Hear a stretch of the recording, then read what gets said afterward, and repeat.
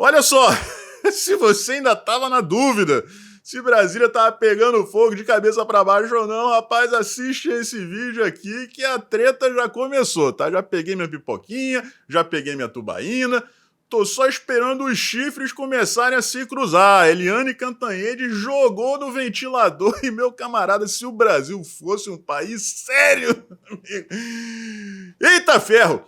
Tô feliz. E dizem por aí que um certo picolé de chuchu foi dormir ontem animadão, tá?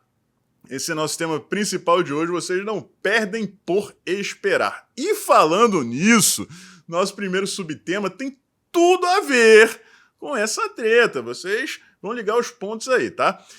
Primeiro, o TCU autorizou o governo federal a desrespeitar, né? Fazer aquele bypass, daquele drible da vaca no piso da saúde. Gente, é mais ou menos assim, tá? É tipo, você tem um buraco aqui e tem um outro buraco 100 metros à frente. O buraco de 100 metros à frente tá cheio de areia.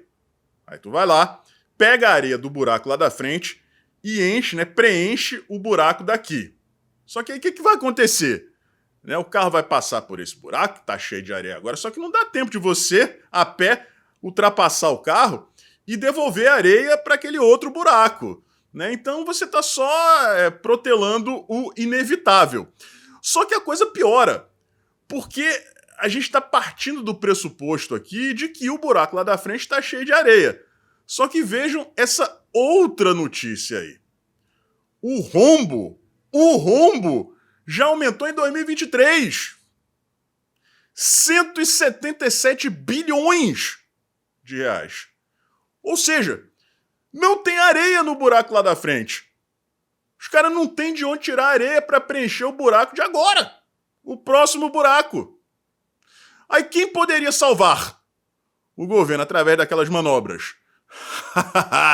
Aí a gente vai chegar no tema principal, né? E fazendo uma conexão aqui com ele, vamos falar um pouquinho do Barroso. Porque, gente, ele, depois daquela fala, nós derrotamos o bolsonarismo. Eu sei que eu repito muito isso, né? Se o Brasil fosse um país sério, ele tinha renunciado, tá? Não nem teria sofrido impeachment, não. Ele teria renunciado. Só que em um país sério, o Barroso nunca seria ministro do Supremo. Então daí a gente já percebe que não tem como, né? Aí depois daquilo, ele deu uma amansada, né? Deu aquela segurada, ele que gosta muito de holofote, gosta muito de aparecer, uma diva, né? Deve ter doído muito, deve ter sido muito incômodo para ele. Só que aí ele assumiu a presidência do STF, meu amigo, depois disso o cara disparou, nunca vi o Barroso falando tanta bobagem na minha vida. E dessa vez não foi só uma bobagem, né? Foi um desrespeito. Não que eu espere nada de bom vindo do Luiz Roberto Barroso, mas ele pelo menos passava a impressão de ser um cara sensível, né? O progressista, humanista, idealista e tal. Eu vou ler aqui para vocês, vou colocar em tela inteira, depois a gente faz um comentário rápido aqui, porque eu quero chegar logo no tema principal. Abre aspas para o humanista Barroso. Não é judiciário que administra o sistema penitenciário. Ele está falando a respeito da morte do Clériston. No início da sessão plenária do STF, o ministro afirmou que, ao que tudo indica, a morte ocorreu de causas naturais. Não, Barroso. Não é bem assim. Tá? Vamos comentar. Barroso apontou ainda que não é o judiciário que administra o sistema penitenciário, mas é o judiciário que manda as pessoas para lá. Tá? Toda perda de vida humana, ainda mais quando se encontre sob custódia do Estado brasileiro, deve ser lamentada com sentimento sincero. O ministro Alexandre de Moraes já determinou a apuração das circunstâncias em que se deu a morte de um cidadão brasileiro nas dependências da Papuda, ao que tudo indica por causas naturais, fecha aspas aí novamente para o Barroso.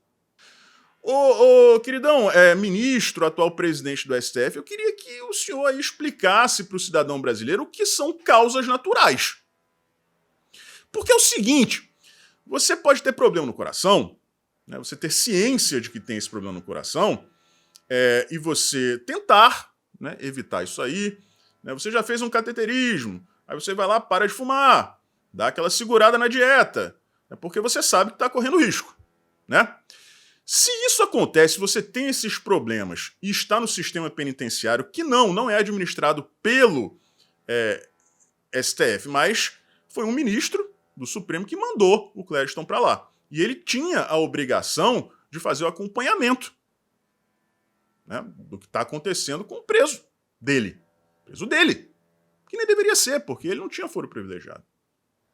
Então, causas naturais, culpar a morte do Clezão, colocar a questão simplesmente, simplificar, né, vulgarizar, dizendo que foram causas naturais, é muita falta de desculpa. Eu sei que o senhor é presidente do STF, merece todo o respeito e tal, mas o Clezão também, a família dele, que permanece, está em luto, mais ainda, né, Barroso? Todos nós somos seres humanos.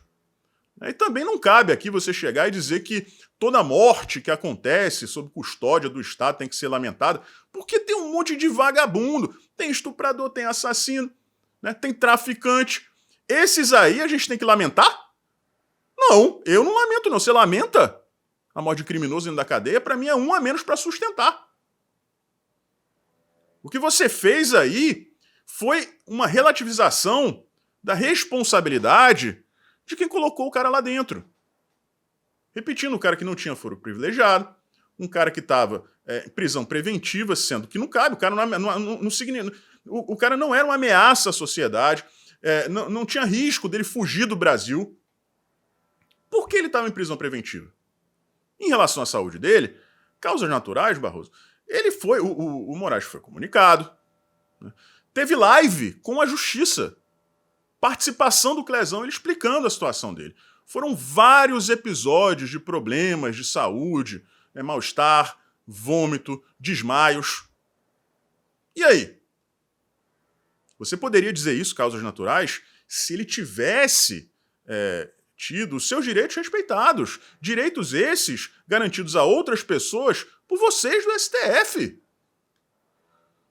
Pelo amor de Deus, Barroso. Assim, todos os defeitos que você tem, eles são inegáveis, por mais que você não admita que as pessoas os exponham. Eu nunca imaginei, sinceramente, eu tô falando isso de coração, nunca imaginei que você fosse tão vazio por dentro. Tá? Mas é isso mesmo. Tá tudo tranquilo. Tá tudo tranquilo. Chegamos aqui ao nosso tema principal de hoje. Vamos fazer o seguinte. Para vocês entenderem a gravidade da situação, eu vou ler o tweet da Eliane Cantanhede, tá? Para não parecer que eu tô fazendo fuzuê aqui. Ministros do Supremo classificam como traição rasteira, a gente vai pontuar cada detalhe, tá? O voto do líder do governo no Senado, Jacques Wagner, contra eles, depois de toda a resistência ao golpe bolsonarista. O recado é, ou Jacques Wagner sai, ou não tem mais papo do STF com o Planalto e o governo. Vamos lá! Vamos lá, se você perdeu alguma coisa, a gente vai encontrar junto aqui.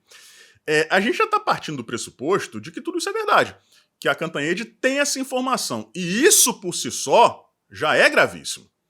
A gente teria pelo menos uma pessoa de dentro do STF, não só pensando dessa forma, tendo esses objetivos e tendo esse histórico também, a gente vai chegar lá, mas também passando isso para uma jornalista. E pior, autorizando a Cantanhede a publicar, porque ela não é maluca de fazer um tweet desse sem autorização do interlocutor. Tá? Então, é verdade. Se for mentira, meu camarada, não colocarem ela no inquérito das fake news, aí virou vale tudo de verdade, né? Agora, traição rasteira. Pergunta aqui pra vocês. Se eu tenho uma ficante, tô ficando com uma menina, e eu vou lá e fico com outra menina, eu tô traindo ela? Não, né? Claro que não. Agora, se eu sou casado, eu tô namorando, né, estou em um relacionamento sério com uma mulher, e eu vou lá e fico com outra, é traição. Acho que vocês, com certeza vocês vão concordar comigo de novo, né? Então, o que se entende disso aí? Que para haver a traição, é necessário que antes haja um compromisso. Fechou? Nesse ponto aqui, a gente para por aqui. Tá? A gente para por aqui, eu tenho certeza que vocês, né, já sacaram qual é a parada. Segundo ponto, Jacques Wagner, né, que sugeriu, ele que é líder do governo no Senado, sugeriu, né, que a base governista votasse a favor da PEC que limita os poderes dos ministros do STF. Depreende-se, né, que ele fez isso com o aval do Lula, do presidente da República, inclusive com a orientação do presidente, porque não basta ser uma iniciativa do Jacques Wagner, né? Se fosse só isso, ele estaria atropelando o presidente. Então, se for iniciativa dele, ele pediu autorização para o Lula e o Lula concordou. Ou a outra opção é o Lula ter mandado o Jacques Wagner fazer isso. E talvez essa seja a saída dele, né? Ele pode chegar e dizer, olha só, eu só cumpri ordens. Quem mandou foi o presidente. Né? Não pede meu afastamento, não. Eu estou aqui como líder do governo. Né? No Senado, o líder do governo é o presidente da República. Estou obedecendo as ordens dele. Né? Mas, tá lá, o Jacques Wagner. E por que isso? Porque o Lula morre de medo do Alexandre de Moraes. Ele sabe que hoje, com a composição atual do STF, qualquer coisa que for para o plenário, ele consegue. Ele dá o jeito dele. Agora, se ele tiver que ficar o tempo inteiro preocupado com decisões monocráticas, aí não, aí a coisa complica, porque no estalar de dedos, o Alexandre de Moraes pode ir lá e pode carcar o Lula para quê? Para favorecer o Geraldo Alckmin. O Gilmar Mendes já foi anti-Lula. Durante muito tempo ele foi anti-Lula. Aí depois virou Lula. Quem garante que amanhã ele não vai ser anti-Lula de novo? Então é uma situação ali delicada, né? Então é por isso que ele foi a favor. Claro que o Lula foi a favor, né? Aí, pessoal, a coisa vai dando aquela piorada, né? Porque ela diz, depois de toda a resistência ao golpe bolsonarista. Peraí, como é que é essa questão de resistência a golpe bolsonarista? Qual foi o golpe que o Bolsonaro tentou dar e que o STF impediu? Chegou a haver uma tentativa de golpe? A senhora está falando aí da invasão do Congresso, do STF, do Palácio do Planalto? Foi um golpe bolsonarista? O Bolsonaro teve participação nisso aí? Tem alguma coisa que leve a senhora, dona Eliane Cantanhede, a crer que isso é verdade, que existe essa conexão, que o Bolsonaro estimulou isso? Eu não vi em momento algum, muito pelo contrário. Né? Golpe bolsonarista e o STF teria impedido. Eu não vi nem golpe bolsonarista, eu não vi golpe porque seria um crime impossível, a gente está falando de pessoas ali armadas com bíblias, terços e bandeiras, então não cabe dizer isso aí, um golpe na República, pelo amor de Deus. Por favor, né? E eu não vi resistência nenhuma do STF em relação a isso aí, não. O que o STF fez? Eu não vi nada. Eu não estou sabendo de nada. O que eu estou sabendo é que, nas vésperas do 8 de janeiro, a Papuda comprou mais de 1.000 colchões. Foi isso que eu fiquei sabendo ontem. Aí, peraí. O pessoal já sabia que ia receber ali aquelas pessoas mais de 1.000 colchões?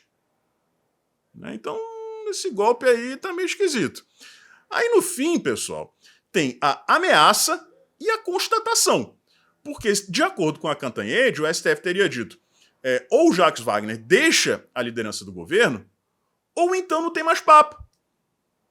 Não tem mais acordo com o STF. Aí a gente chega ao início. A traição, né, se existe uma traição, você parte do pressuposto de que existe uma aliança, de que existe um compromisso.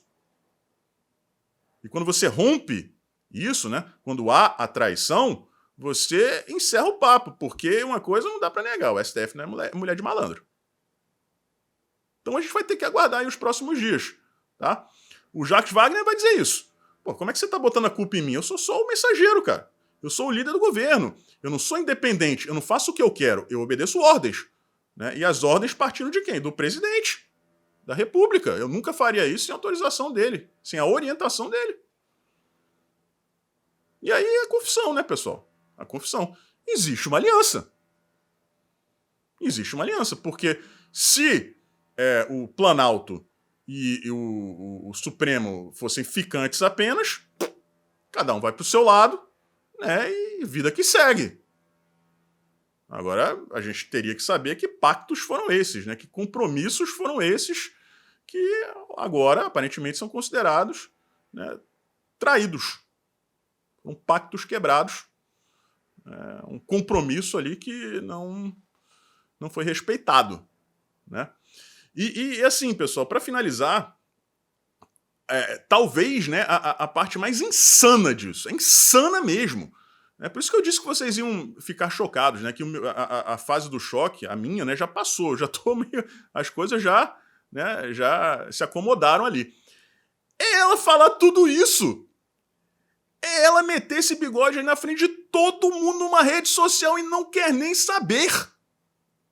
Tipo, se ela pegasse essa informação, né? Se ela receber um telefonema de alguém lá de dentro, né, dizendo isso aí, ela podia pegar o telefone, fazer os contatos dela com o Planalto e passar a mensagem internamente. Mas não, ela meteu no Twitter, galera. É assim, ninguém quer saber de P nenhuma mais.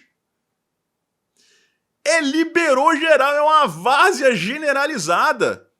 Vale tudo, não tem regra. Então eu espero de coração que vocês tenham compreendido a gravidade disso aqui, porque eu, durante esses 5 anos que eu faço cobertura política, análise política, eu nunca vi nada que chegasse perto disso partindo de um jornalista.